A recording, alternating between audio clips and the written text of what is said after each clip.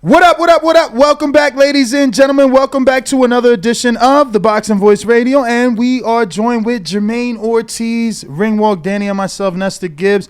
What's going on, my friend? How are you? Nice to meet you in person. Thank you for coming to the studio and talking some boxing with us, man. Yeah, man. Hold on. Bo, this is when we say everything good. You say, yeah, that means the mic is good. Turn his mic on. Off the top turnbuckle, this guy. Let me get a mic check, Ortiz. Yo. There you go. Okay. Now, I'm doing good, y'all. I appreciate y'all for having me down here. And, yeah, it's great to meet you guys, too. I just want to apologize, first and foremost, in person. It's funny because we don't stop talking about the fact that I lost this money because I don't normally bet $113 fucking dollars on anybody. And for whatever reason, I was sure fucking Harry was going to beat you, but it's more like I told your uncle, like, name a Dominican we can trust. You know what I'm saying? There's not very Dominicans in boxing that you can trust. Right now, Michel Rivera, maybe. He hasn't won a world title yet, and that's where shit gets fishy for Dominicans. Like, they get this money, they go back home, and shit gets fucked up. Joan Guzman, notorious for weight. Look at Jason Rosario. A jab knocks him out to the body. Like, how can I trust a Dominican? Yeah. And then you but come. Remember, I'm half Puerto Rican too, so I got that Puerto Rican blood in me. Okay. So. Hey, that's how all my children are. All of them are half Puerto Rican. All the women I've been with have been Puerto Rican. So definitely with you on that part. But I didn't know that the day of the fight. Okay. You know, your uncle just made that clear. Like, nah, his mom is Puerto Rican. I'm like, other way. Right. Oh, the father? Yeah, my father's Puerto Rican. Okay. Your mother's Dominican. Oh, wow. That's normally not the way it is. It's usually the Dominican man that woos the woman, you know? But, yeah, man, you definitely did your thing and made me a believer. So I hear because of that fight, you got the big top-ranked contract, right? That was part of it. I had a 3-fight deal, and that was the first fight with it. Okay, so rank. 2 more. Yeah. You got a date for the next one? No, I'm thinking like close to November. Okay. Yeah, so something soon. Okay. Been out the ring a couple months. How's that been? I know typically you like to stay pretty active. No, I've been training because I originally had a date for August. I had a quick turnaround, and then there was somebody who didn't want to fight. There was hold on, who? I don't know, but I'm gonna just say it was somebody in the top 8. Top 8 in the world. And has he fought anybody good? Yeah. I mean, I would hope so. You in the top 8, right? Yeah. So and then I was just waiting Any losses? For a date. I don't even remember his record. Yeah. So I was definitely just staying in shape and preparing for that, just waiting for another opponent, another date, and then they basically just said, closer to November. Damn, that's crazy. So, an August date, which means you're like already ready to peak, or when did you get the call that you were off the card, or it wasn't happening anymore? I was just waiting. Basically, it was just like when we got close to August, I'm like, I usually get at least like, if it's less than like 6 weeks, I'm like, it's probably not gonna happen, But I'm always ready just in case for a short notice. But. So basically, when it got close, I'm like, I don't think it's going to happen because I haven't got no calls or anything like that. But I was just staying ready, just that quick turnaround and just getting back in the gym. And basically, ever since then, I try to make sure that I don't peak too early because I know the strain that can be from overtraining and peaking too early and stuff like that. So I try to keep that in mind with my body when I'm training. Where's your mom from in DR? You have a unique look. I feel like she's from La Vega or something. Nah, San Francisco de Macorís. Oh, wow. Okay. Yeah. Okay. My dad is from San Pedro, which is nowhere near the Macorís, but he's from San Pedro. That's funny. Okay. And you said your dad is Puerto Rican? Yeah, he's from Ponce. From Ponce. So he's born and raised in Puerto Rico? Yeah. And is he in your life? Do you get to see him? Nah, he passed away when I was like 15. Oh, my condolences. So, but when I was growing up, he lived in Florida, so I did some time in Florida. I would go visit him a lot in Florida. My mom lived out in Massachusetts, and it was just a little bit of back and forth. But he was involved. So is he the one that got you in boxing, or what got you in the sport? Well, Well, basically, when I lived with him, it was in the projects back in Massachusetts, and I used to fight a lot after school. It was just like, when the kids just push each other, and you just end up starting a fight. And that was like every day. And one time he put the boxing gloves on me, had all the kids from the valley, the projects, just line up in a line and made me go one-on-one with each and one of them. And then from there, my mom signed me up to the Boys and Girls Club. My dad came in. Hold on, how did that go? How did that go? How'd that lineup go? Oh, I beat funny thing is, right, I beat all the dudes up, and then there was this one girl that, like, I don't know if I thought she was cute or something, that, I let her, like, get off on me or something like that. But and she fucked you up? Nah, she didn't fuck me up, but, I let her get her hands off. And, okay. But every other dude there, it was just, I used to try to get jumped. People used to try to jump me, and it was just, like, easy. I just used to push people off and stuff like that. And but why was people picking on you? Why you? I don't know. I really can't tell. It was just maybe because I was the one always fighting as well. But when you were in Massachusetts, how old were you, and how long have you been there? Was it because you were the new kid? Like, no, I think I was 7. This was first grade. Okay. First grade. So 6, 7, 8, because I started boxing when I was 8, and this was before then. So 6, 7 years old. And just how the projects are, I don't know. It's just kids being bad. Yeah, no, I feel start something on the school bus, and then once you get off the school bus, it's like, all right, what was you talking about on the bus? No, I feel that. And then you that young, I feel like you just go with whatever. Yeah. I got kicked out of 2nd grade, so I was a bad kid, so I feel like you just do whatever. Like, oh, I bet you won't do this, and kids are stupid, and they go do it, and they go start shit with people. And there's what's that word called when you're trying to hype something up?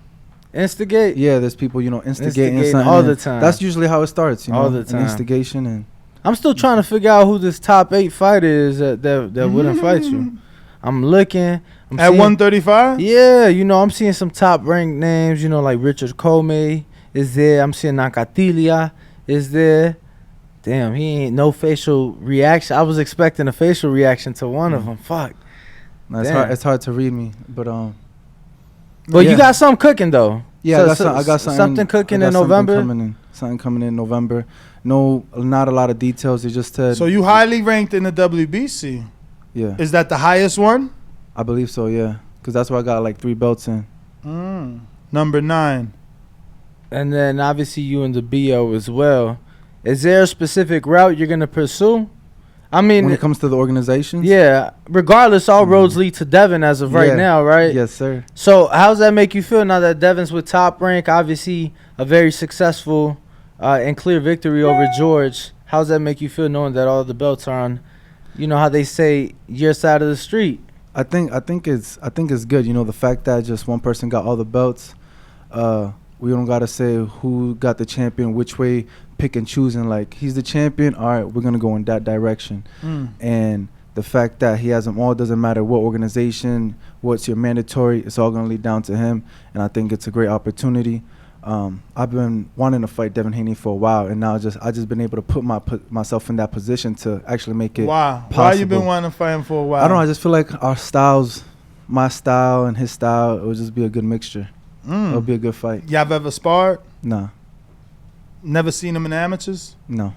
Saw Tio in amateurs, right? Yeah. So just TV? Yeah. Wow, and you think you see something like Mikey Garcia? I just know I could win. I know I could beat him.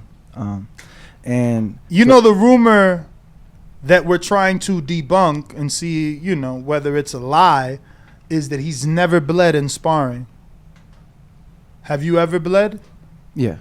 I used to be a big bleeder in the amateurs when I was young. Even like when I first turned professional, I was a easy bleeder. So do you think that's just, maybe he just doesn't bleed, or that means great defense? To have never bled? It could be part of your body. Some people just bleed easy because, I could get hit with a love tap and I used to bleed. So was it lack of defense? Because there's other people who could just get hit and not bleed. So it depends on your body. Everybody's body's different. So I don't think the Haney fight happens for you. He's just too busy. You know what I'm saying? It's 'Cause like he's got. Let me explain. He's got the Kambosos rematch. He got that. Then after that, there's talk of a possible Lomachenko. But there's also 2-3 years rumors of struggling to make weight. Yes, he came on here after the Kambosos said that this was the easiest time he had making weight. But I just feel like, is he going to stick around and do mandatories, or is he going to be Josh Taylor and start vacating belts, right? So Ryan moved up, you know. T.O. moved up. It looks like you might end up in a vacant title shot with like a Loma or Isaac Cruz. Even a Kambosos, but I don't think Kambosos, because a second loss drops him even further. Yeah. So you're right there at 9. I'll screen share this for those watching here. Everybody at the top is basically leaving or gone. Ryan is number 2, so that's open and available. Isaac Cruz obviously is there. Kambosos is there, but if he loses again, which I don't know how he's going to not be an underdog in this next fight. So if he loses again, he's out the way. Abdulayev is there with a good win over Linares. He was losing every round, though, and fucking came back and bodied Linares. Jojo Diaz is there, but he probably not going to be there. William Cepeda is tough. You ever watch William Cepeda? No, the From last Golden name Boy? is Zapata. No, not that Cepeda. Yeah, cause not the one you probably yeah, thinking you probably of. thinking of the guy with top rank, Jose Cepeda, who Not that one. who is about to fight for the WBC title. Oh, but he's super lightweight, 140, right? Yeah, that's 140. Yeah. Nah, This nah. other one is 35. William. He's with Pero. Golden Boy. He's with Golden Boy, and he's in the rankings. I know he's like number 9 in the ring, and then he's in a couple sanctioning bodies, but they just announced him and He JoJo probably got for dropped from October. sanction. Oh, he's number 8 in the WBA. He's number 8 in the WBA. Yes, and Because 6. he's not been that active. 6 in the BO. Let me see. His He's number last 6 fight. in the WBO. But yeah, they just announced him and JoJo. Oh, that's why he got double last name. Cepeda Segura. Yeah, but bro, you look up any Mexican, they gonna have a double last name. His last fight with Rene Alvarado, it went to decision, and that was May 14th, which is crazy. He went to decision with Rene. That's interesting. Did I miss I that? had 2 last names, but I never wanted to write out the whole thing, so I took off my second last name. What was it? What But was like the second? Rodriguez. but legally, Rodriguez. you took it off legally. No, or? no. Just like So we put that's what I'm saying. So like on BoxRec, let me see. He only come up with Ortiz. Okay, yeah. Yeah. Because no, with like Canelo, they'll show the full last name. Like it's Alvarez Santos. yeah. So Mexicans, they always pick up the mother's and the father's last name. I do remember that fight with Cepeda. He did look a little flat in the Rene fight, but Rene got a lot of losses, so he probably didn't. You know what I mean? You know how it is. You Fight down to your to the level of your or you can't competition. get up. You thinking of getting a better opponent, you end up getting somebody you wasn't interested in. That's true. But that's true. somebody you got to look out for. He's going to be fighting Jojo Diaz. That fight is signed already. And, these guys are in the rankings with you. They're all in that WBC specifically. And, I think that you'll end up with a vacant title opportunity. Do you see yourself fighting Devin Haney at 35? Possibly. Really? Everything has to be within the next year. If it's all within the next year, most definitely. If not, eventually I'm gonna catch them guys at 140. Catch them, so you competitive. Of course. So you we're in said- a competitive sport. You're It's right. a gladiator sport. So Yeah, you but some people don't. Even though they're in this sport, they still don't talk like that. They still, they just don't. But are you saying that everything has to happen in the next year because of your body or because of just how the landscape is of the lightweight division? Just the way I look at it, of Okay. other guys moving up and you talking about he might vacate it and go up. So that's what I'm saying. Like if it's within the next year, I do still see him, 2 more fights at 35, maybe 3 max at 35.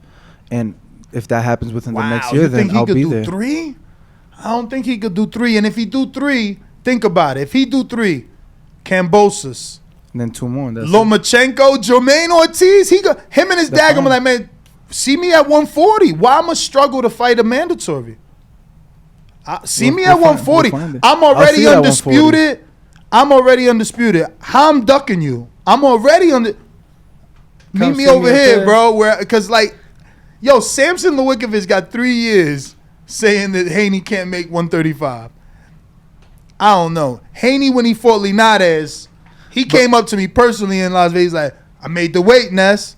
You know what I'm saying? See, I told you, but you could tell it wasn't easy. Then for the Kambosos fight, right after the post-fight, he came here that Sunday. Boom, and he's like, this is the best I ever felt making weight, and it's because he hired those he people. got Exactly. James. So him saying that, don't you think that he can add a little bit of more But length 3? to his time?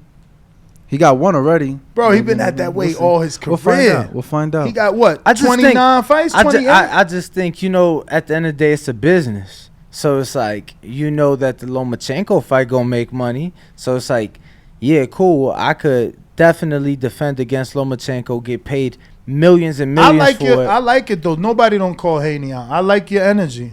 Who's calling Haney out? That's nice. It's a breath of fresh air. Everybody else making excuses about how he's not champ, how he needs to do this or do that. So more power to you if you can get it. I'm just been in the game. I know how these politics works. It's gonna be like hard. Just don't lose 2 bets now on me. Shit. He talking to you, Ness. No, but I'm gonna go with Haney.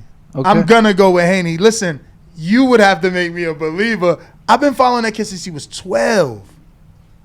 It's hard. No, I don't say. I'm not saying on that, but I'm just saying on making that fight happen. It's gonna happen. But on winning it though. I'm talking about on winning it. I'm gonna win it too, but you could bet on your bet. But that's my job. My job to me is to prove the doubters wrong, and that's where I feel this juice, this energy from, because I know there's people that doubt. I know I'm not performing like these other people when it comes to showcasing knockouts, this and that, and I still have a lot more to show, which I know I'm a show. But just I always had that sneak attack. A lot of people never even thought I was gonna be in this position, and the fact that I'm here and just like I was talking to your boy earlier down in the gym, like just really being patient, just working hard, keeping my head down, and just working, and my opportunity eventually came, and I seized every single opportunity, and it's just gonna keep on happening. That's it. So have you ever lost faith? Never. Can't. Not in this sport. Not in life. Not when you have God on your side. You can't. What's kept you going? Hold on. But you say that, but we just saw Danny Garcia break down. Former unified champion, multiple division, multiple time, a very well-respected guy who said he lost faith. You get what I'm saying? Like, we have those guys who lose faith, who don't see the end of the tunnel, who feel that pressure, who go through those mental health. So some people do lose faith in this sport. I guess you do, but that's why, like, in this sport, I think you need to have that mental toughness more than other sports. That grit, that willpower. And I was reading a book. It was a boxing book not so long ago, and it was saying that, the mental toughness that character building block that gets in boxing is very deep rooted, and I don't know. Everybody's different, though. You have people who make it to the top too fast and don't have those character building blocks, that integrity to withstand perseverance and withstand blows, withstand criticism, and they come down quick because they're emotionally weak.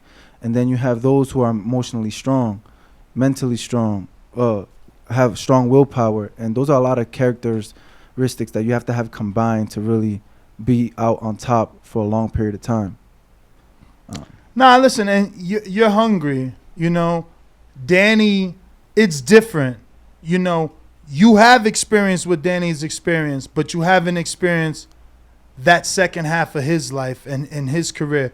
You're at the stage that Danny was before he won the world title, that hunger, Then he became champion twice and fell from graces. So you haven't fallen yet. Yeah.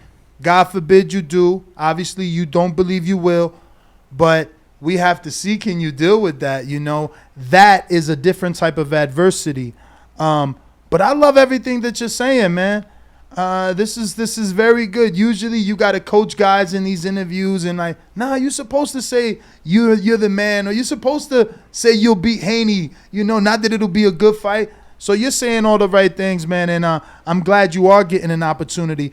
And it's funny because I do want to highlight your come up, especially the fact that you're saying you have faith, because you don't have a traditional come up. You're not with a big promoter. You are now that you're in a co-promoted deal with Top Rank, but you came up with Jimmy Birchfield, right? Yeah. So you certainly had faith. I want to know that road. Being with him for as long as you've been, how has it been, and what did keep you going? Because you just started getting on TV, with the Adorno fight, right? The Mike Tyson undercard was my first TV. The fight. Roy Jones fight? Yeah. Look at that. And that's a pay-per-view. I opened the pay-per-view for that card. So that's a rocky road. You know, you being from what? Is it Providence? Massachusetts. Next door neighbors to another guy who has had a tough start and still hasn't been able to truly blossom as a star in boxing. And Andre, Yeah. you know, same kind of come up. So just talk to me a little bit of signing with Jimmy, staying with him, seeing that he was faithful, loyal to you, or doing the right thing, because you obviously still with him. So, give it to me. Man, it's been a long road. I'll tell sure. you, it's been a long road, and how you mentioned, not being with a top promoter and not having the marketing, and me growing up and me fighting all these guys, Teofimo, Jerron, Edgar, all these guys, and then just them seeing them, like, you know, blow up. And blossom, and I'm like, damn, I know I'm better than these guys. I know I got what it takes. And then better. Oh my God, I love how he talks, right? And then I'm just, you know, down. I'm down. Like, I'm not getting the recognition, and like I just said, I had to keep my head down and just keep working and not lose any work ethic. You know, some people just tend to slowly fall back on how hard they worked and just start focusing on another career. I made sure that my 5-year plan when I turned pro was that I didn't need a manager. I was going to be self-sufficient, that I didn't have to work a 9 to 5, that I'm going to do to maintain myself, because in these 5 years, I know I'm going to be in that next phase of my life in my boxing career, and I have to be doing this 24/7. How'd you do it, though? Because that's interesting. So you're saying you came up with a plan where you didn't have to have a 9 to 5, that you were going to focus on just boxing. Yeah. How did you do that? Because financially, that's not easy. So I got into the union, Carpenters Union. So as the beginning of my career, I had more of a leeway, you know, as the fights obviously are not world title caliber fights, and just saved my money. I bought a multifamily house, moved in there. Obviously now I didn't have to worry much about rent, stack some bread, invest in some other properties, some stocks. Multifamily, how many apartments? 3. And then, so you lived in one, or you lived in the basement and rented all 3? No. I lived in 1, rented 2. Eventually got money up, moved to another place, rented 3, and just, you know, doing that. I have. Who taught you that? That was just your idea, or something you seen your mother, your father who do? My stepfather always did construction, so I always knew I wanted to be into real estate. And I always studied, like when I was 16, 17, I always studied like the Warren Buffetts and how people became millionaires. How'd you first hear Warren Buffett? Crawford. I don't remember. No, I was 17. This was like 10 years ago. I was still in high school. I know, but 10 years ago probably was when Crawford and Warren Buffett was at the fight. I was gonna say Floyd, because that's how I first heard of Warren Buffett, was seeing him with Floyd. No, but I always been like a reader. I always used to read, so it's just on my own, and just researching other millionaires and how they got there. And it's always been been through 2 things: real estate and stocks. You know. And those were always my 2 gateways. And ever since I was 18, that's kind of been my trajectory. And after I stopped working construction, because, you know, that stuff puts wear and tear on your body. My hands was getting messed up. My hips was getting messed up. So I'm like, you know what? Put that aside and use those skills into the same industry, but in a different aspect. And I got into real estate. So at 18? No. This was over time, you know, it was just building blocks. So what age were you when you bought your first house? This was in 2017. Oh, wow. 5 years ago. 21. Shout out to you, man. So my son is 21 right now. I wish. I told him don't move out. I want him to stay there till he's 30. So when he does move, he's buying his first. I don't want you paying rent nowhere. So congratulations, man. No, thank you. That's amazing. So you bought it in Boston? Yeah, in Worcester, where I live, in Worcester. And then I got into my real estate group, and I put 21. my money basically into, with my mentor, fixing flips, boom, boom, boom, take that money and just kind of, you know, having the money work for me. Wait. So you put your money with your mentor? my mentor, we have fix and flips. I have a real estate group. You know, it's an investing real estate group.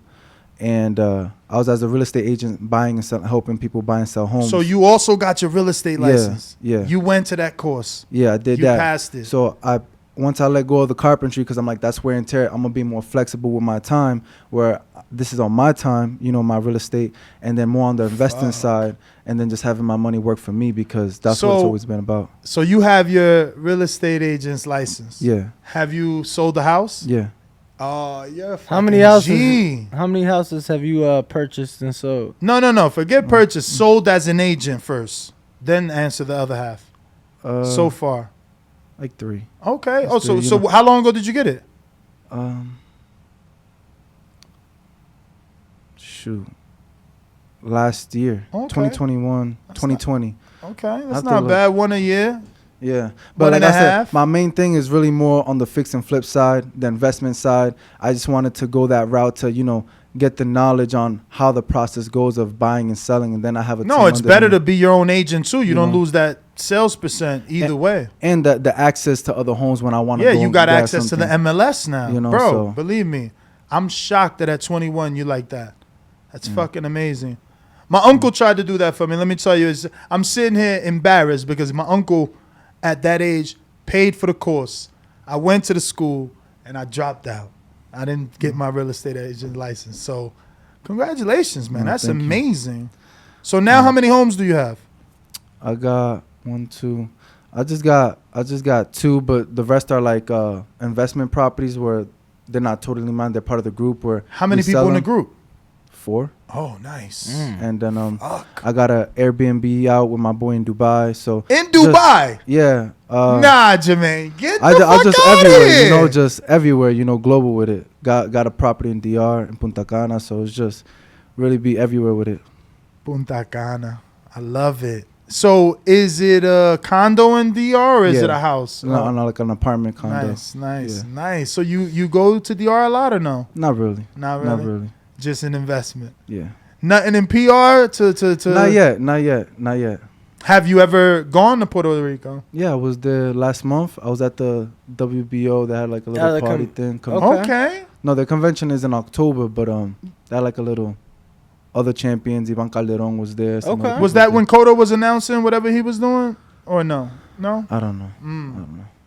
So I was there like about a month ago. Trained out there or what? Yeah. How's it feel running out there? I love running in PR. It was good. You know, I've been there before. I fought in there as an amateur right before I turned pro. I fought and won a tournament out there. It was cool though, you know, linking up back with one of the coaches I used to train with out there, Alex Caraballo, and just networking. Yeah, I want to bring up some of these guys you fought in the amateur because you definitely fought some big names. Boots, no, he talked about Boots, and I could beat these guys. Gary Antoine Russell, Abraham Nova, Luis Feliciano, Africa. Like, you fought a lot of guys. And by Africa, he means Richardson Hitchens. Yeah. You fought a lot of guys in the amateurs. I got to ask about Boots, man. I'm a fan of Boots. I'm a fan of Boots. And I like watching him fight. Like, I always tune in. I'm a fan of him. What weight were you guys when you met? 140. Oh, wow. So you coming down. And they said the rumor is they built Boots up to a welterweight. So he was fighting at 140 in amateurs? When I fought him, it was at 140. Yeah, the rumor is that's why he wasn't with a major. His father wanted to turn him into a welterweight. Basically, that he could have been, you know, a lightweight or a super lightweight, but they chose to keep him at welterweight from the beginning and just build him into who he is today. So that, you know, it was a good strategy. It worked, and he's strong. When's the last time you seen him physically in person? Amateurs? Probably when I fought him. Oh, wow. So I'm assume. I think. I don't know. I think when I fought him. That's a long. So you haven't been side by side with him in a minute. Yeah. He's fucking huge. I seen him in Tank's fight. He's pretty tall, right? What is he listed at? He was at Tank's last fight?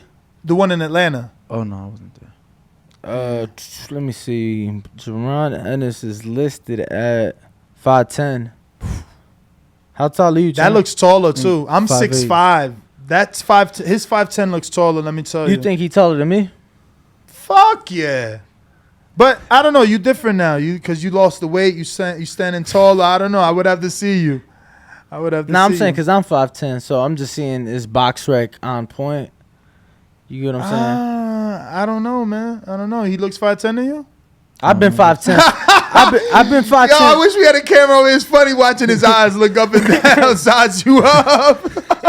Oh no. I've been 5'10", like, bro, for the longest, so I know I'm 5'10" for sure. So how'd it go with Boots? It was good. It's on YouTube. Really? Yeah, it's on YouTube. Did you win? Nah, he beat me. How But that was the close? qualifier to go to the Olympic trials. That was in Philly. So what you saying? It was hometown cooking? Could have been some hometown cooking, but watch it on YouTube. It's on YouTube. But what did you think? What I thought he won. Okay. You know, I'm not the type of fighter. I never said like in the amateurs I ever got robbed. Never been like that. Like So if you I don't- didn't knock the dude out, then it's up to the judges. Then that's my fault. That's Yeah. how always been. Yeah, but you saying that because you know the fucking amateurs is corrupt.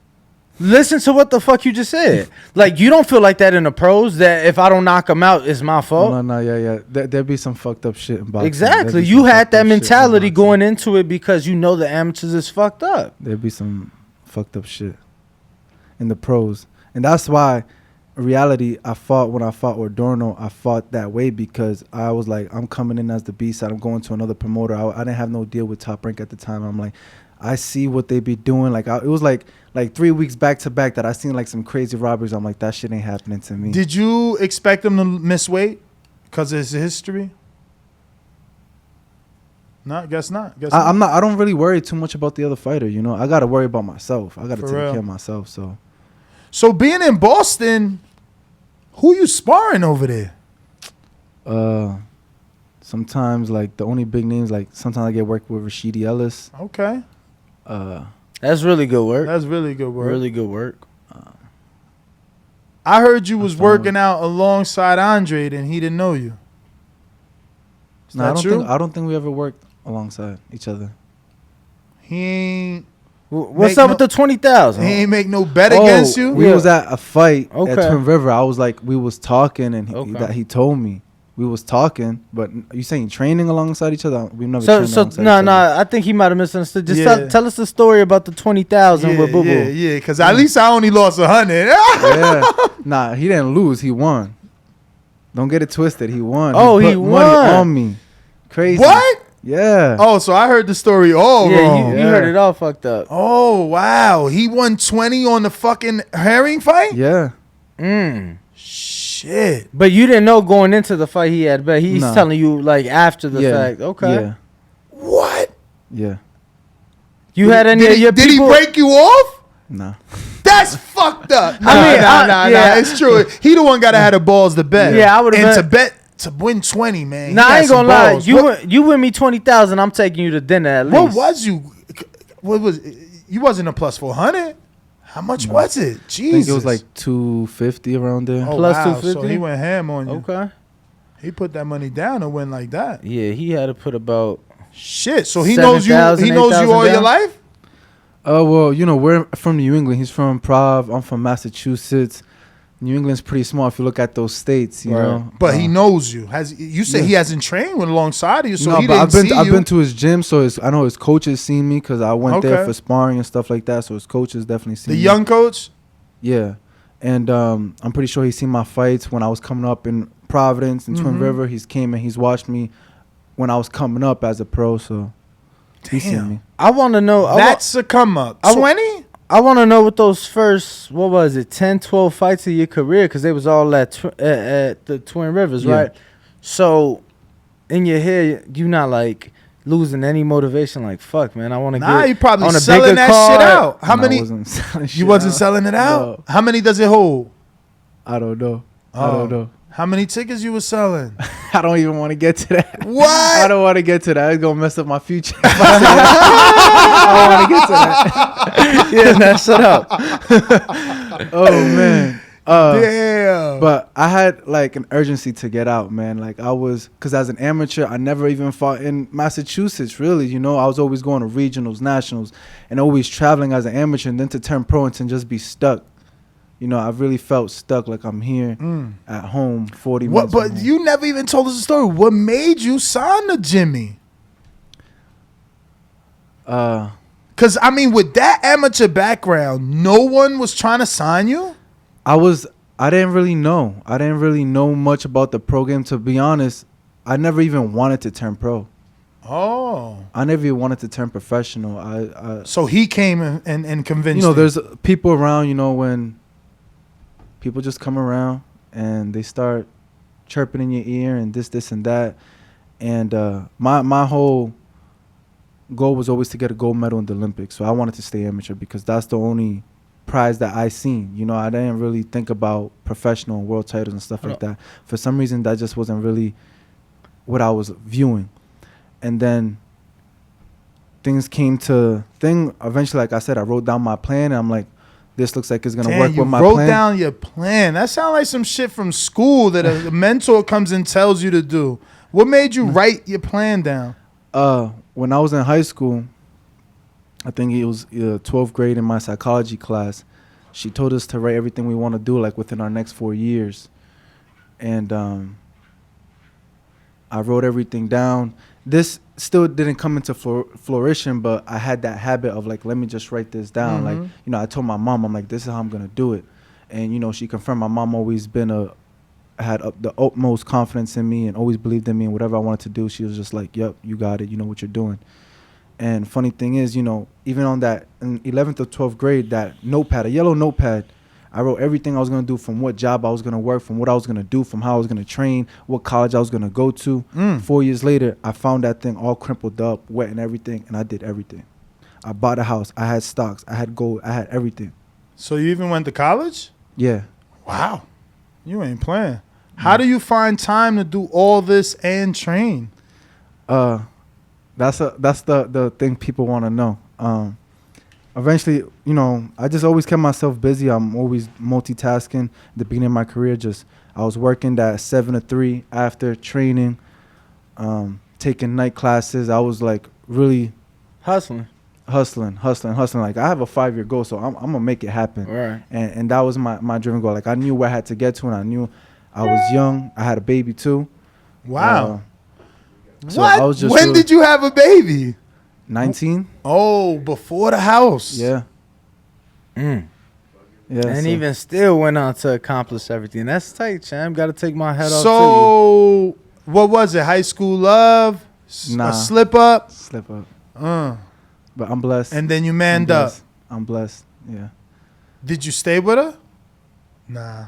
Sorry, it happens. It'd be like that. You know, it's gonna take a few. You're like gonna break a few eggs. Champ, hold on. I do have to ask, because you said when you would go into those amateur fights that you felt if you didn't get the knockout, you know, that's on you and it's in the judges' hands. But yet your goal was still the gold medal. Even still, all the robberies you've seen in the amateurs. Yeah. Your goal was still that gold medal. Yeah, because that's like, I was like, I don't know. I can't explain it. I don't know if there was really like thought through it. I just know that's kind of what I wanted, like, growing up. So then my question to you is, somebody who has so meticulously planned things out and prepared for the future, what's the next 5 years hold for Jamaine Ortiz? World championship, multiple division world champion. That's definitely within the next 5 years. And outside of boxing, because you're clearly a smart businessman, so what's the next 5 year, you know, what are you looking to do, you know, on the business side? Obviously acquire more rental properties, more Airbnbs. And I'm actually planning something with my guys. I got something that's already been sauteing. What, some NFTs? No. Okay. Some other business stuff cooking that within the next 5 years it should just already be afloat, God willing. No tease, man? Some other business stuff? Come on, man. Give us a tease. Like, what is it? RV campers. Okay. Yeah, my man was crazy. just thinking about that.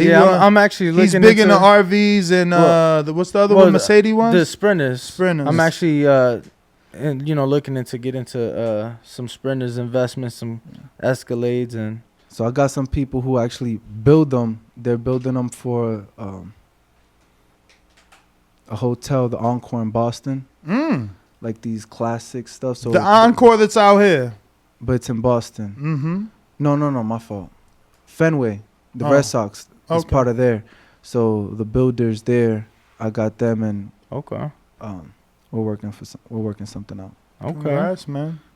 Good shit, champ. Sounds like you're an intelligent man.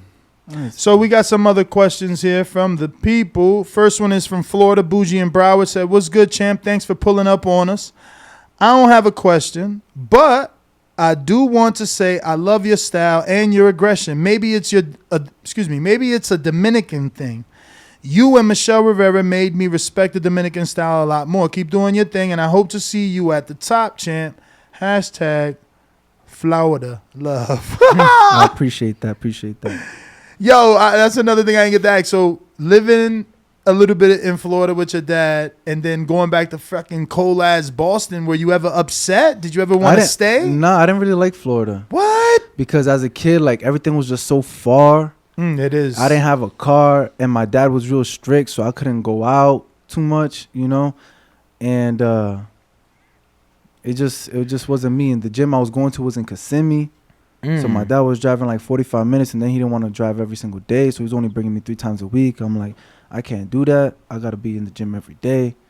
So came back to Mass where, you know, I felt comfortable, where I could be everywhere around the city on 2 legs. Mm-hmm. So you don't mind the 4 seasons? Nah. I don't like the cold no more. I don't like the cold no more. Eventually, you know, I want to go somewhere where it's hot in the winter months. So now that you got this relationship with Top Rank, you're not going to take advantage, use the gym, come out here for camp in the nice warm weather? Depends. I was Get at the better gym. sparring? I was at the gym yesterday. But I hear you was only doing strength and conditioning. Yeah. Well, but today, I'm sure you seen like the Isleys, the Keyshawn's were in there. Yeah. Better, I didn't see them work. yesterday, but eventually probably do something like that, you know. Talking with my team and Little Airbnb, keep it cheap, baby. yeah. You ain't got to pay for the gym, and you know you're gonna get Quality high-level work. sparring.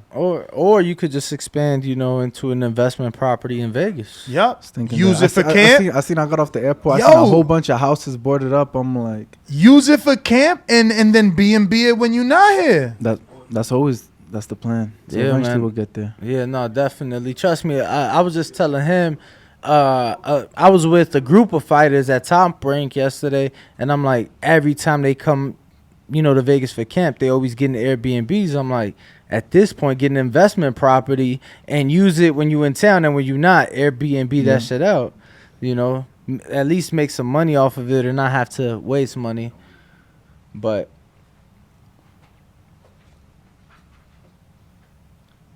All of y'all get silent. Damn, Started with dead air, man. Started with you, champ. Whatever. Yeah. I'm letting you talk. Then Nah, I was waiting to see how that was gonna happen. I ain't gonna lie, I fucked that up. I was curious. I'm like, I was expecting a toss, like, you know, just a little toss. Do you want water? Yeah, I'll get a water. Could we get a water for I told Bo get one for him, but Bo don't never listen to me. I wonder what's wrong with Bo. Bo, you hate me? Because So, you know I said get him a water. You text me and you asked to get a water, but you asked me to ask the intern to get the water. And in turn, she handed you the water rather than him, and you drank it. No. My text, don't lie. My text clearly says, ask Micah for a water for him and me, please. Oh, I just showed her the message. I didn't even read it. Oh my goodness. Oh Lord. Whatever, Jermaine. We're going to move on. So we got Ruin 504, which is New Orleans. He said, what fighter has passed up on the opportunity to fight you? That was very direct. Basically, I don't even.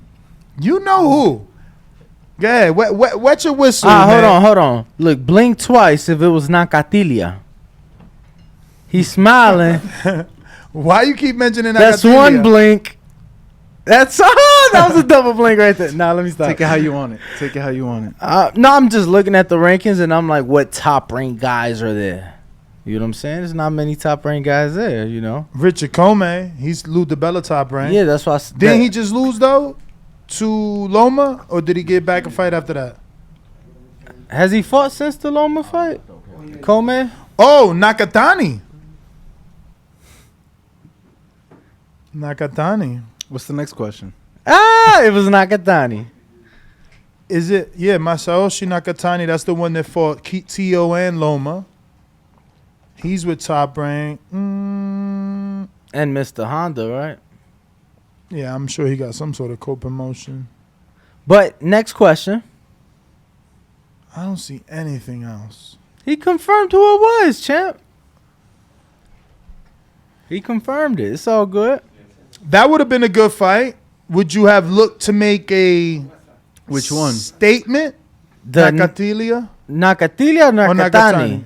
Either or. Both of them are. One fought Shakur, the other fought Loma and Tio. So either way, they big fights. For every fight, I want to make a statement. More now than ever. I'll say that. Before I was just kind of going with the flow, just do what I gotta do, try to improve on other things that I'm not so great at, and just try to be well-rounded, learn. But now I got all the pieces together. Well, we always learning as fighters, but really to demonstrate it on another level, and that's what I'm looking to do on the next fight. Definitely looking forward to it. All right, I got Brandon in Houston says, has Top Rank extended an offer to you for an opportunity to fight for them again after your great performance versus Heron? Shakur will be moving up to 135 soon. Would you be up for that? I would. I would be willing to fight anybody and everybody that can enhance my career. But you wouldn't want Shakur for no belt. Him moving up and he's like, yeah, I'm going to fight Jamaine Ortiz, my first fight, no belt. You down for that? All right. If there's not a great name and no belt, not really probably, but to fight Shakur and to be the first one to defeat Shakur, the one who gets hit the least in boxing, doesn't matter if it's for no belt, everybody's going to remember that. Sometimes it's not just about the belt, even though that puts you in the rankings, but everybody's going to remember the fight. And I think that's going to be a fight that Jamaine Ortiz to beat Shakur Stevenson, that nobody really expects, a dude that doesn't really get hit much and really a pound-for-pound great fighter. I'll do it with no belt. Now Do you think you beat Herring better than Shakur? Everybody. No. Do you think you did a better job than Shakur? Nah. No. No. You're such an honest guy. Yo, so who gives you the most difficult fight? Like you said, you believe you beat Devin and you believe you beat Shakur, but which for you and for your style, who do you think will be more difficult?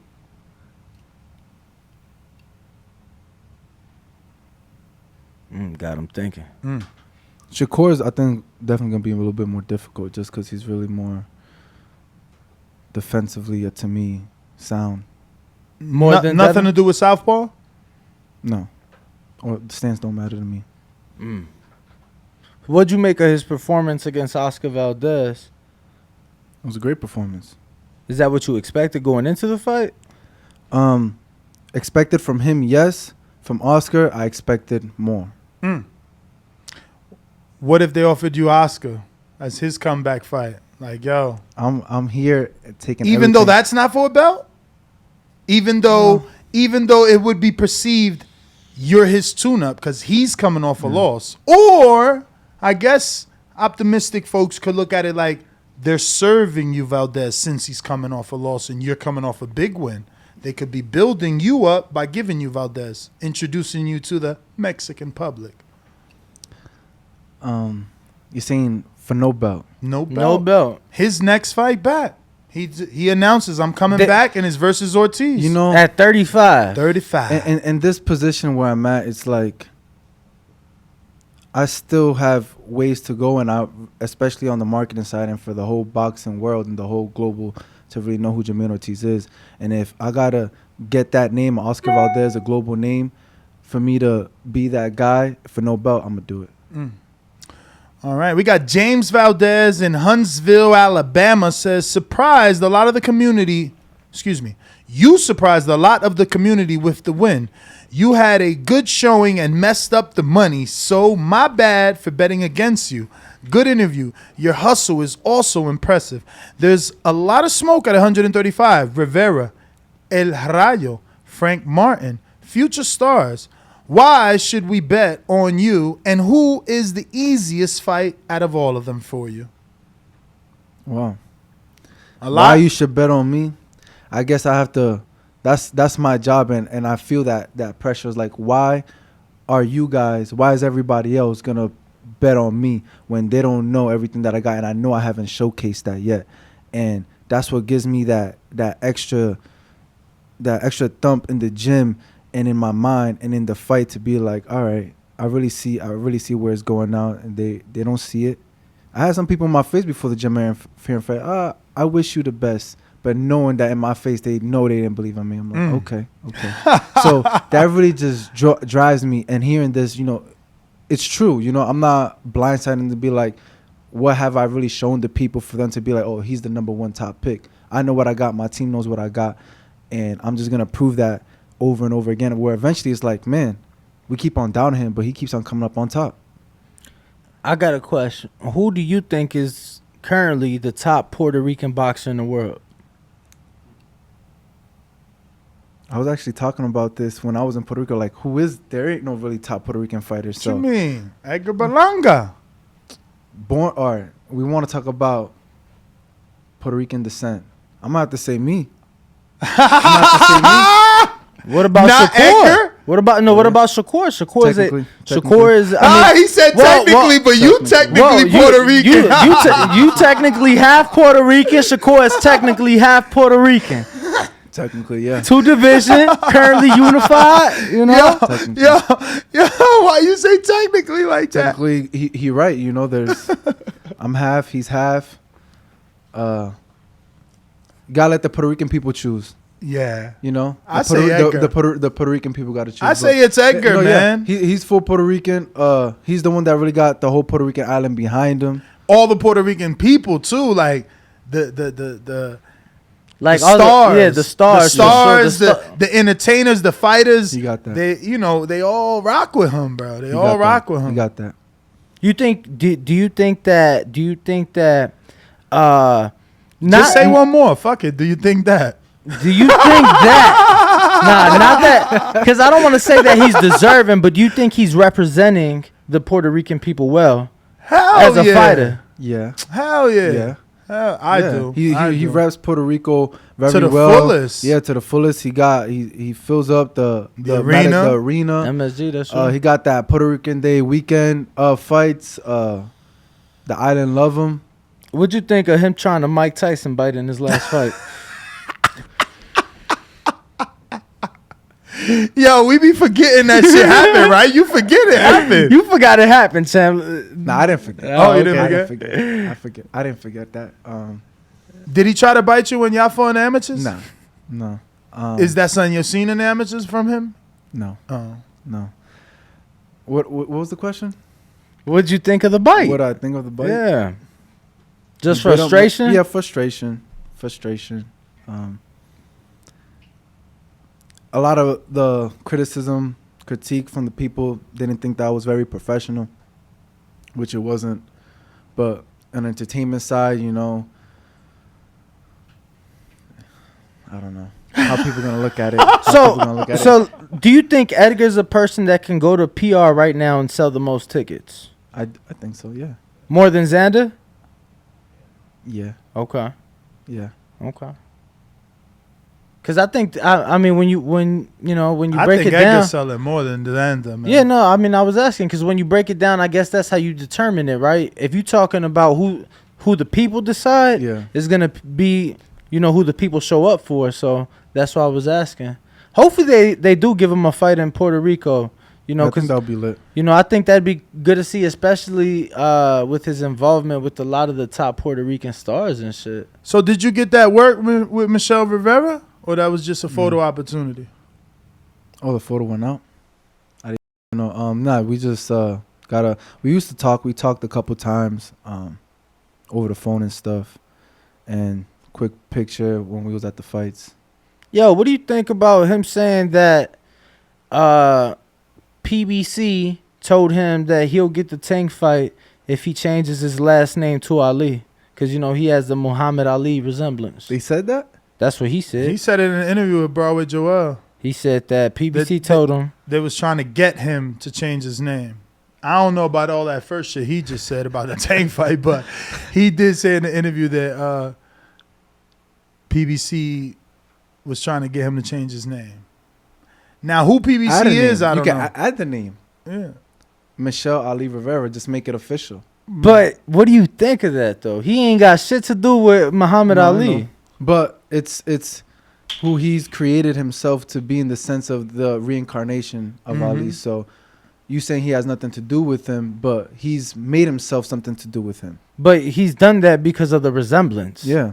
Not because... Well, the resemblance, and he boxes. Well, he uses what more the do you trunks. need? He uses the trunks. No, that's all part of the Yeah. theatrics, though. But, I mean, he favors him, and he's also in the sport. So he's like, I was influenced by Ali. It's like people that stick their tongue out when they play basketball. This because of Mike. Yeah, but I'm saying... Jordan. Ain't nobody gonna consider changing their name. Like, he wouldn't consider it had he not looked like him. You get what I'm saying? Even if he moved like him in the ring, that this wouldn't be a thing if the resemblance wasn't there. That's all I'm saying. I mean, I don't know, because what was my man there? Anthony Sims did the same shit. He just ain't say Ali, but he wore the trunks, he wore the robe, he wore the tassels on the boots, he boxed like him, he just lost. So that shit finished.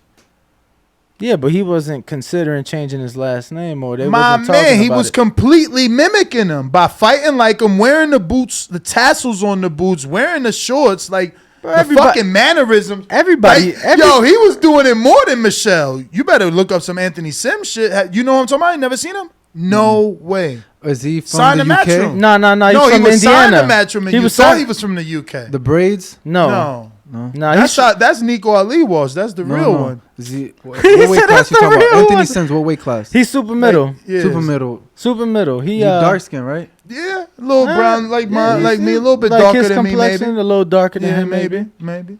Probably seen pictures of him. Yeah, he's from Indiana. He was with Matchroom for a bit. Maybe he got to like 18, 19-0 before he took a loss. But I got Big Casual that says, "What's up, champ? Usyk versus AJ next week. Who you got?" Usyk. You don't think AJ could get it right in a rematch? No. Why? have you seen the new and improved AJ with Robert Garcia? No. Do it matter? No. Trainers don't matter. Trainers play a role. And sometimes with the fighters, how long does it take to get that new adjustments? Like you've been fighting a certain way for so long, and when you come to getting beat up and you're tired, are you going to stick to that new way of training, or are you going to go back to what you know to win, in the sense of just do what you have to do to win? That's the problem. He ain't been winning. That's why they had to bring in Robert. But do you believe that going into the first fight, did you think that Usyk would win? Yeah. Really? Okay. Yeah, I'm not going to lie. I wasn't impressed with Usyk at heavyweight. Like, I saw him in Chicago against, like, a last-minute replacement. He looked terrible. And then even in the Chisora fight, it was like, yo, my God, Chisora's older than a motherfucker, and he giving you a hell of a fight. Like, yeah, he won, but Chisora gave him a tough-ass fight. I look at styles. I just feel like Usyk's style is just like, I like his style. And I just thought he was gonna win. Knew he was gonna win. He's one of the people that I've actually seen improve. Like I feel like every fight at heavyweight he's been improving, and that's why I didn't think he'd win the AJ fight. I don't know. I think AJ just needs to land that shot, because if it goes to decision, I just think it's gonna be more of the same. Yeah. I don't know about that. He's the A side, so he's probably okay in the decision. I mean, he was the A side least in the first fight as well. Yeah, I mean, but he took a beating. And he fought the wrong fight. He's going to fight the right fight and make it look different. He was on the back end. It just didn't look right. A big man like that. Well, we'll see. We'll see. We'll see how good Usyk is. I know he's always been a great mover. You want to hope. Is that this? When's that? 20th. next weekend. You want to hope AJ knows how to cut the ring off. I mean, he's showing us that he's going to be going to the body, doubling up on the hook. Yo, which that reminds me, they haven't even announced who's gonna stream that yet. Yeah, where's that on? No, we thought it was DAZN, but it is not. It hasn't even been announced yet. They announced the start time, so it starts at 10 a.m. West Coast time.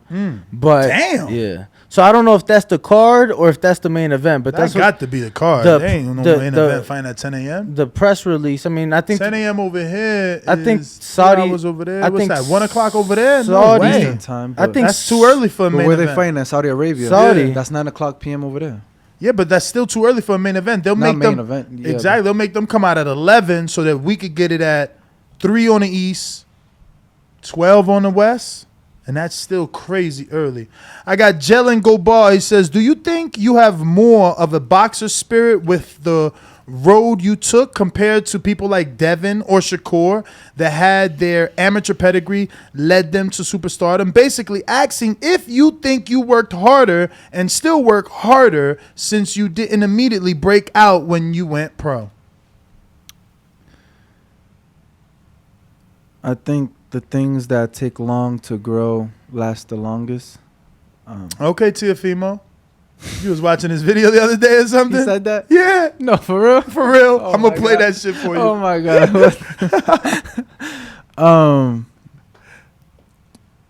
Everybody, I think they all got that fighter spirit, you know, even though they came up with their thing, you know, they earned it, they got the deals, whatever. I don't take nothing away from that.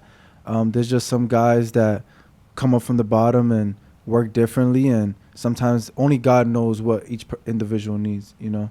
So if that was my way out, you know, like I had a plan, and I'm glad that I turned pro even though I didn't really want to, because look at what happened. COVID came, messed up the Olympics, this and that. A year later, and then I look at, I'm like, well, if I waited for the Olympics again, look at that time frame versus where I'm at now in my boxing career.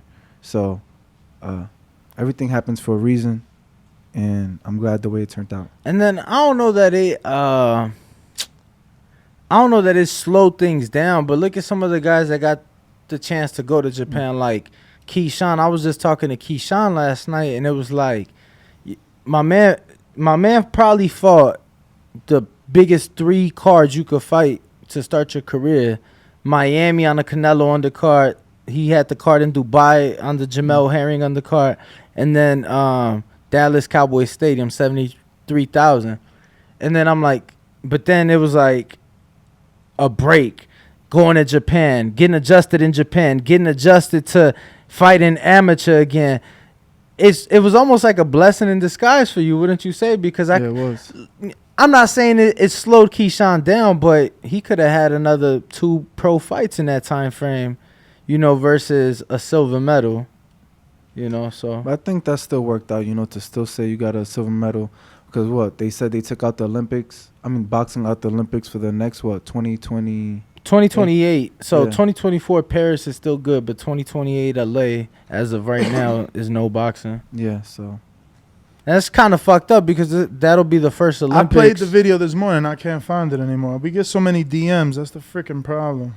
Nah, and then Tio, I'm not gonna lie, Tio's been saying so many things on these interviews. We've been getting mad videos. Actually, I think Mad videos. What's your prediction on that fight this weekend? He's moving up to 140. I think he wins. Do you think that they matched him right? You know, kind of like a nice, you know, soft. It's for the people who don't really know boxing, you look at the record, you'd be like, wow. But if you go in to see who the guy he's fighting and dude's record and who's he fought is, you know, bums. So Obviously, you're at 35. 40's not far away from you. Is that somebody that you've been eyeing? I found it. He was formerly at 35. Is that somebody you've been eyeing? yeah, eventually we're all gonna fight. You know, eventually we're all gonna fight. Yo, did you Just a see matter that of time. video where they like cut the bag, you know, and then like he started hitting it? Ha ha! You're to terrible. pretend like he broke the bag. yeah, like he broke the bag, but it was already cut like before the video You're started. terrible. It Why was- y'all doing this? No, I'm just saying. I was just curious if I he'd didn't seen see it. it. If I he'd didn't seen see it, it. you know, because you know, to me, I seen a video one time like him hitting the bag and like stuff coming out, but I didn't know they cut it. yeah, you ain't. I mean, the video starts with the bag already cut. The bag was or already busted. Yeah, they ain't do that. Oh, here it is right here. Oh my god, you're I'm gonna terrible. send it to you, Ness, so we could show the world. what we are talking. Quickly, just in 10 seconds or less, if you and Devin were to fight at 140 pounds, what happens? Sign the contract first, and then we can talk about it. I mean, like, that's it. I don't want to talk about these guys, man. Why am I going to give them something that they haven't even earned? They haven't earned it, bro. That's all played out, man. These guys are man-made. And I feel like all y'all know that because y'all under their payroll. Majority of y'all under their payroll. So y'all got to talk about these boys. I'm going to expose all of y'all, too, at the same time. I'm just going to do it in God's timing because I think it's flawed.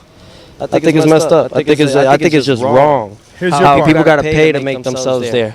I didn't pay myself to make it here. I worked my ass to make it here. And that's what's going to last longer than them. You know what I'm saying? They say it like this. Of course. Fast success builds ego. Slow success builds character. And that's why even though they do what they do. Slightly different. It was slightly different. They all want to be Teofimo. It was slightly different. My man is hilarious. He said they all want to be Teofimo. It was like, what do you think of Teofimo and his words? A lot of people felt that he wasn't a focused Teofimo for the Kambosos fight. Do you see a different Teofimo for this fight? No. You ever fought him in amateurs? Yeah. They fought in amateurs. Oh, yeah? How'd that go? He won. It was in the finals of the Damn, National Jermaine. I hope they beat you in amateurs, you gonna beat them in the pros. That's how it's gonna happen. It's gonna happen. Damn, cause that like T.O. beat you and Jermaine. Who else? Shakur? I didn't fight Shakur. Who else? Gary. Russell? Yeah. Which one? The one that just fought Rancis? Yeah. Antoine, Oof. right? He a strong boy though. He's strong him up. Was he always that strong? It was a tough fight or no? It was a tough fight. Abraham Nova, right? Nah, Martinez? I beat him. It was 1-1. Abraham Nova, It was he fought in the 1-1. amateurs. You beat Nova? Yeah. Another Border Dominican. He beat Richardson Hitchens. Yeah. What? You know he think he the next Floyd. Didn't he's not with Floyd no more. No, but he think he the next He Floyd. with Keith Conley now, right? Yes. Yeah, so he signed with Keith Conley as a manager. Yeah, he'll be getting on some PBC shows. Yo, soon. and he beat Malik. Or Top and Rank. he beat hold on. Well, that was a walkover. Malik Montgomery. Yeah. Oh, it's because Boxford got the things, but they only have like a couple fights. Yeah, on they only there. have the championships. Yeah, Or the tournaments. Yeah, because that was like Golden Gloves. But let me now screen share. Oh, damn. Danny wanted this actually. Well, no, I just wanted to show the people. Yeah, but you know you're gonna have to show him. Yeah, I got you. Okay. This is hilarious because it starts with the bag already ripped, Okay, so it never made sense to me. But all right, boom. See how it starts? Yeah. All right. It's like it's already, and then his dad is like, "Yeah, champ, show him." Give me that, baby. Give me that. Come on. Why they? It's like a piñata. We coming strong. It's entertainment, you know. There you go. Do it again, champ. Come on, let's go. But at what point does it stop being entertainment and does it start being a problem? Because I was in New York for that Kambosos fight. Yeah. I don't know what his dad was telling them in the corner, but I was raised in the church. I was praying, bro. I was praying for Tio. Praying for why? I thought exactly what happened was gonna happen. His ass was gonna end up in the hospital, but I thought it was gonna be worse. Why? Because it was like when you have an undisciplined fighter, I feel like But how do you know Tio's undisciplined? because when that's what I'm saying, they don't do what they used to doing, right? So when you talk about a style, it's like when you break out of that, you doing shit that you're not used to doing, shit you're not comfortable doing. It's a problem because now you're not fighting your fight. Yeah. Right? So I don't know, man. I really hope he figures something out. They just thought they could get the knockout, man. They believe their own hype, right? It's only one fight. One fight doesn't define you, man. One fight doesn't It could define definitely you. make you. One fight Andy Ruiz. One fight definitely doesn't Buster define you. I Douglas. just feel like Buster Douglas. Yeah. Yo, Montel Griffin. New York Bullet says, "What's good, champ?" Boxing glove emoji, Puerto Rican flag emoji. What's your top 3 Puerto Rican fighters and top 3 Dominican fighters? Okay.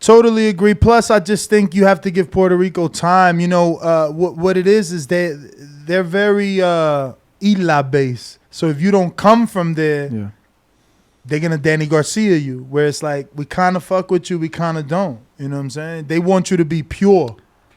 That's a great Puerto Rican fighter that we'd even mentioned earlier when we was talking about Danny Garcia.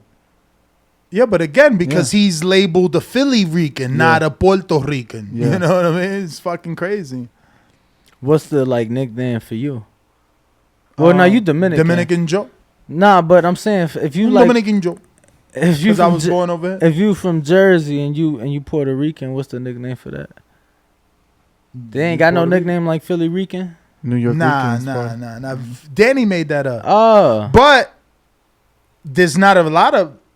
I've always found Puerto Ricans in Philly, but there's not a lot. Like tri-state, you know, closer to New York you get, the more Puerto Caribbeans in general, Dominican, Puerto Rican, even Jamaicans, fucking Haitians, we up there. I don't know why we can't migrate to that. For real, like I'm shocked that you didn't like Florida. Like I love Florida. I prefer Florida over Jersey and fucking the snow shoveling. And you got houses. Would you hire somebody to go shovel for you? Well, yeah, sometimes. Okay, because that shit is the worst. Forget about it. Break your back. I like all seasons, champ. That's because you never had a house. You ain't had the plow. You ain't got the shovel. Bro, Imagine having a driveway and 3 feet of snow fucking falling. I got a snow machine, though, so it's easy. Ballin'. Yo, we literally had a fucking snow removal. You know what I told myself when I was in Jersey? I refused to buy the snow plow so that I can make sure to move. If you get comfortable, you ain't going. Yeah. You know, and I eventually left to Florida, you know, and now I'm here where it don't snow over there and it don't fucking snow over here. I'm good. I hate the snow and salt. It ruins the streets, too. You don't like your wheels, man? You always falling in potholes over there in Boston. Potholes. Then like Telling you, the you salt, made it. The salt getting Halfway, on your car you is got the worst. signed to a big promoter. That's true. halfway. You got to get up out of there, man. You got to get some sun. Vitamin D. It helps. Running in the sun is so much different. Boston is freezing. I'm gonna locate down south, There you Florida. go. I got a lot of family still in Florida. Nice. And Top Rank likes to go out there, you know. If you can play off that Puerto Rican side of you, they love doing shows in Orlando. They took Adorno. Right? They took Adorno. They took Berlanga. They took, obviously, Xander, who's from out there. Xander's from out there. Yeah. But I got Houston that says, what do you think about the concept of fighters being protected and the act of turning down world title shots? Who turned down a world title shot?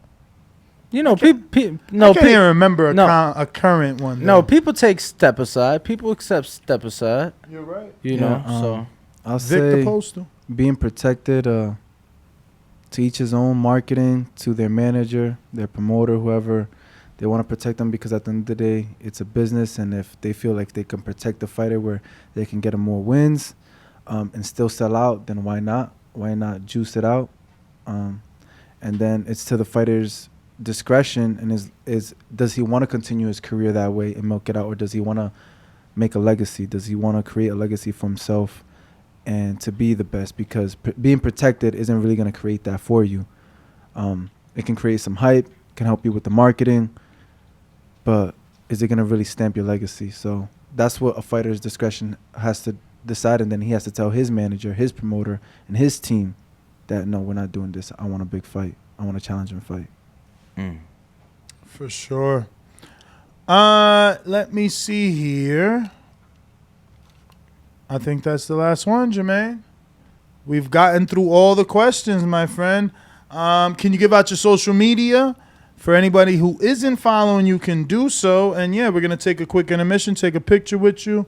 If not, send you out there with Danny real quick while I end it, and then take a picture with you. But you can follow me on Instagram, Jamaine Ortiz, Facebook, Jamaine Ortiz, TikTok, Jamaine Ortiz, Twitter, Jamaine Ortiz R, and I think those are all the socials I have. I got another one, actually. I was going to ask, did you care that Herring was not with Bomac and the whole Bud team when you fought him? Did you know that he went to Robles, and did any of that matter? No, I didn't care. I knew he was training with Manny Robles, and none of that mattered.